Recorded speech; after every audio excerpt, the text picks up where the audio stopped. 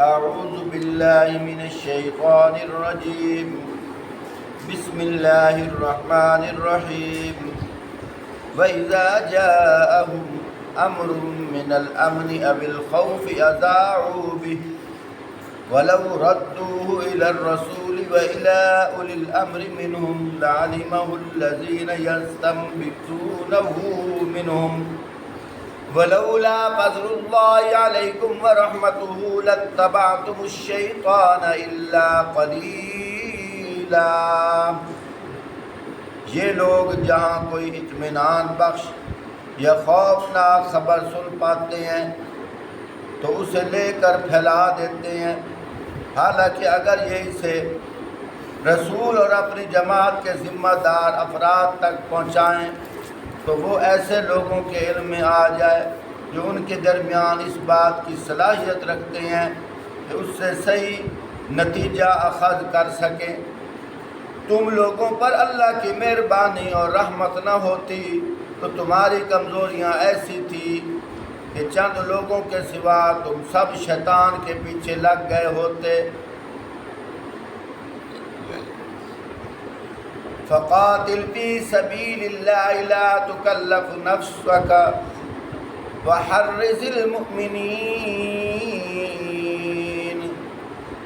عسى اللہ ان یکف بأس الذین کفروا واللہ اشد بأسا واشد تنکیلا۔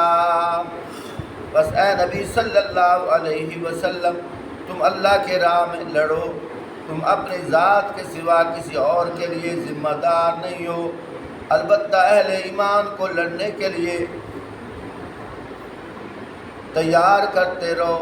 اللہ کافروں کا زور توڑ دے گا، اللہ کا زور سب سے زیادہ زبردست اور اس کی سزا سب سے زیادہ سخت ہے۔ پیارے بھائیوں،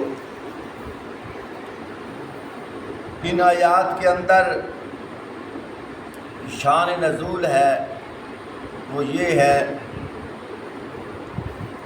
کہ آپ صلی اللہ علیہ وآلہ وسلم کے متعلق یہ خبر غلط مشہور ہو گئی تھی کہ آپ صلی اللہ علیہ وآلہ وسلم نے اپنی ازواج مطہرات اپنی بیویوں کو طلاق دے دی۔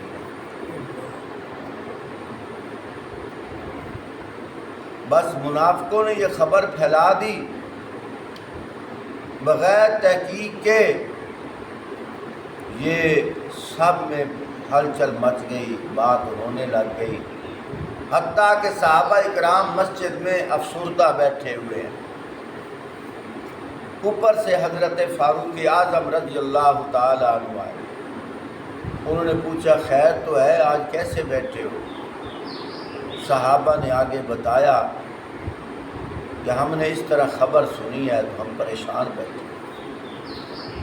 فاروق اعظم رضی اللہ تعالیٰ نے فرمایا کہ اس وقت تک میں تسلی سے نہیں بیٹھوں گا جب تک میں تحقیق نہیں کروں گا، اس وقت تک میں یقین نہیں کروں گا جب تک کہ تحقیق نہیں کروں گا۔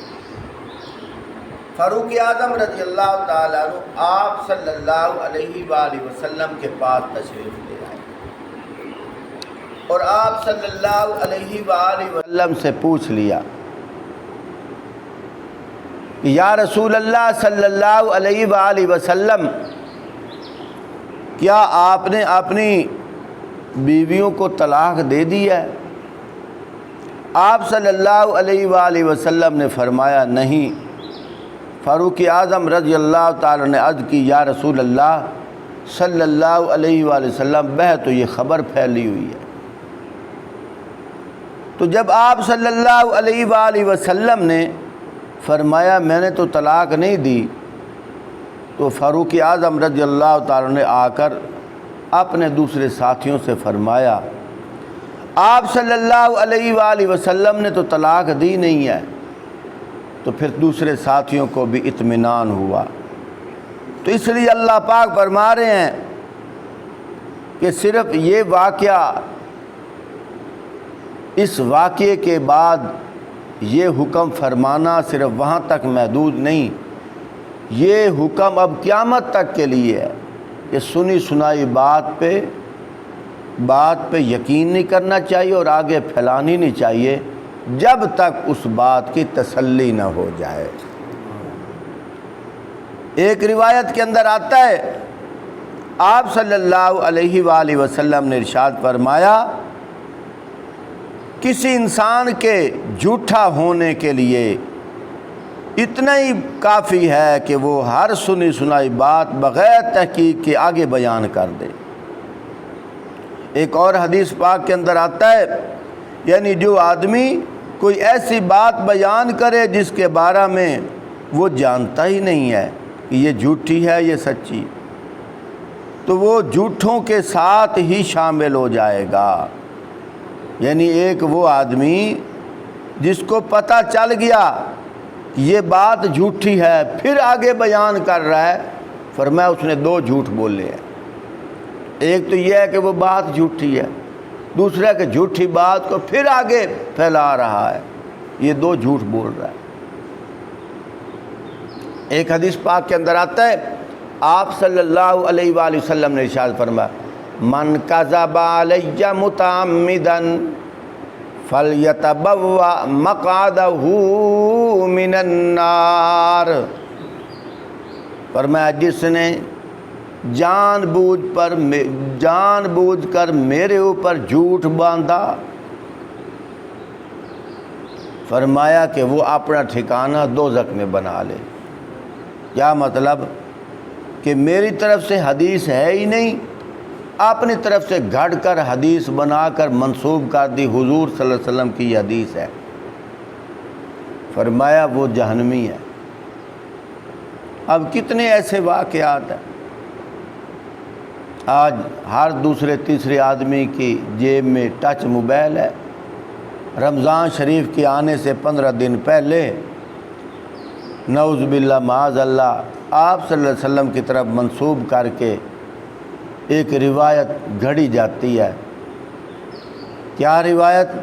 کہ آپ صلی اللہ علیہ وآلہ وسلم نے ارشاد فرمایا کہ جس نے رمضان المبارک کی بشارت دی اس پر جنت واجب ہے، جس نے سب سے پہلے رمضان کی خبر دی اس پر جنت واجب ہے، حالانکہ یہ کسی کتاب کے اندر نہیں ہے، لوگ پھیلا رہے ہیں دھڑا دھڑ۔ ایک اور گھڑی گئی ہے، کیا گھڑی گئی ہے؟ کہ یعقوب علیہ السلام نے اپنے بیٹوں سے پوچھا میرے بیٹے یوسف کہاں ہے؟ بیٹوں نے کہا کہ ان کو بھیڑیا کھا گیا۔ یعقوب علیہ السلام نے فرمایا بھیڑیا اتنا سمجھدار تھا، نہ اس نے بٹن توڑے ہیں نہ قمیض پھاڑی ہے اور اندر سے یوسف کو نکال کے کھا گیا۔ آگے سے یعقوب علیہ السلام کے بیٹوں نے کیا کہا؟ ابا جی اگر ہماری زبان پہ یقین نہیں آتا تو جنگل کے بھیڑیوں سے پوچھ لو۔ یعقوب علیہ السلام نے بھیڑیوں کو آواز لگائی، سب بھیڑیے اکٹھے ہو گئے۔ یعقوب علیہ السلام نے ان سے پوچھا ہاں بھائی میرے بیٹے کو کس نے کھایا ہے؟ آگے سے بھیڑیے کیا کہنے لگے؟ توبہ توبہ توبہ توبہ، اے یعقوب اگر ہم نے تیرے بیٹے کو کھایا ہو تو ہمارا انجام 1400 سال کے علماء کے ساتھ ہو، نعوذ باللہ معاذ اللہ علیہ۔ یہ جنہوں نے گھڑی ہے یہ روایت انہوں نے گھڑی ہے جن کو دین اسلام سے محبت نہیں ہے، اہل حق سے محبت نہیں ہے۔ اب یہی بات فٹ کی جاتی ہے، جو اہل حق عالم کھڑا ہو کہتے ہیں وہ 14 صدی کا مولوی کھڑا ہے، ان کو یعقوب علیہ السلام کا پلوتا تھا، حالانکہ یہ کسی روایت میں نہیں ہے۔ میں تو سوچ رہا ہوں جب 1400 سال گزر جائیں گے پھر 1-2 سال اور آئیں گے یا 100 سال اوپر آ جائے گا، پھر کیا کہیں گے؟ پھر حدیث بھی بدل جائے گی، پھر کیا کہیں گے؟ بھیڑیوں نے کہا تھا اگر ہم نے تیرے بیٹے کو کھایا ہو تو ہمارا شر 1500 سال کے مولویوں کے ساتھ ہو، اور روایت بھی بدل۔ میرے بھائیوں، دوستوں، بزرگوں، میں نے اکثر جلسوں پہ میں نے علل اعلان کہا ہے کہ کھوکھوں پہ بیٹھ کر، دکانوں پہ بیٹھ کر، بازاروں پہ بیٹھ کر ہر دوسرا تیسرا آدمی یہی بات کرتا جا رہا ہے۔ میں کہتا ہوں کسی کتاب کے اندر مجھے یہ حوالہ دکھا دو، 10,000 روپے نقد انعام دوں گا۔ آج تک مجھے کوئی نہیں دکھا سکا، لیکن غور نہیں کرتے۔ آپ صلی اللہ علیہ وآلہ وسلم نے کیا فرمایا؟ من کذب علی متعمدا فلیتبوأ مقعدہ من النار، جو جان بوجھ کر میرے اوپر جھوٹ گھڑے، یعنی جو بات حضور نے فرمائی نہ ہو تو میرے اوپر تھوپ دے، میرا نام لے کر کہے کہ حضور نے یہ فرمایا ہے، فرمایا کہ وہ آدمی اپنا ٹھکانہ جہنم میں بنائے۔ ہمیں گریز کرنا چاہیے۔ ایک اور ہے، مستری حضرات تعمیر کا کام کرتے ہیں۔ ایک آدمی پوچھتا ہے، مستری صاحب ایک بات تو بتا دو، تمہارا کوئی دن خالی نہیں، بلکہ اب تو آپ ٹھیکے لیتے ہو، 2 4 آپ نے مکان تعمیر کر رہے ہو، اپنا لیبر لگا کر کام کروا رہے ہو، لیکن پھر بھی تمہاری جیب میں پیسہ نہیں ہوتا، کیا وجہ ہے؟ آگے سے مستری کیا کہتا ہے؟ اے جی ساندے اتے نبی پاک دا پلوتا ہے، کہو استغفر اللہ۔ آج تک ہم مسلمانوں نے غور نہیں کیا، یہ ڈائریکٹ نبی پاک صلی اللہ علیہ وآلہ وسلم کے اصحاب پہ حملہ ہے، ان پہ تبرہ ہے، ان پہ تنقید کی جا رہی ہے، لیکن ہم غور نہیں کرتے۔ بے ایمانی مستری کرتا ہے اور تھوپتا کس پر ہے؟ صحابہ پر۔ اے جی سانو نبی پاک دا پلوتا ہے۔ اس وقت کون تھے؟ یہ تھے۔ آپ صلی اللہ علیہ وآلہ وسلم کے زمانے میں کون تھے؟ صحابہ تھے۔ یعنی صحابہ کو حضور نے بد دعا دینی تھی، غور بھی نہیں کرتے، سوچتے بھی نہیں ہیں واقعہ کس طرح ہے اور فٹ کدھر کیا جاتا ہے۔ واقعہ اس طرح تھا، آپ صلی اللہ علیہ وآلہ وسلم جمعے کے لیے خطبہ ارشاد فرما رہے تھے، اور مسجد نبوی کے قریب ہی ساتھ ہی آبادی میں منڈی تھی، اور منڈی کا حساب یہ ہوتا تھا، کوئی ٹائم ٹیبل نہیں تھا، بس کبھی اچانک کوئی قافلہ آ جاتا یمن سے، شام سے، تو کچھ اجناس ان کے پاس ہوتی تھی، وہ بیچ دیتے تھے اور وہاں کی چیزیں خرید لیتے تھے۔ جس طرح لوگ سبز منڈی میں چلے جاتے ہیں، خرید و فروخت کر لی، کوئی گڑ لے کے آ رہا ہے، آم لے کے جا رہا ہے، تو ادھر سے جمعے کا ٹائم ہو گیا اور ادھر سے یہی سوچا کہ مہینے میں ایک آدھ دفعہ آتے ہیں، کیا خبر پھر کب آئیں گے، چلو جلدی جلدی ہم تھوڑی سی خرید و فروخت کر لیتے ہیں اور ادھر سے آ کر جمعے کی نماز بھی پڑھ لیں گے۔ شان نزول سنا رہا ہوں، سورۃ الجمعہ 28واں پارہ ہے۔ جب یہ ہوا، اتنے میں جمعے کا ٹائم ہو گیا اور کچھ حضرات جمعے سے رہ گئے۔ آپ صلی اللہ علیہ وآلہ وسلم نے اپنے اصحاب سے پوچھا کدھر چلے گئے تھے؟ انہوں نے کہا یا رسول اللہ صلی اللہ علیہ وسلم اس طرح اچانک کچھ لوگ سوداگر آ گئے تھے تو ہم نے کہا چلو یہ بھی خرید و فروخت کر لیں، پھر آ کے جمعہ کی نماز پڑھ لیں گے۔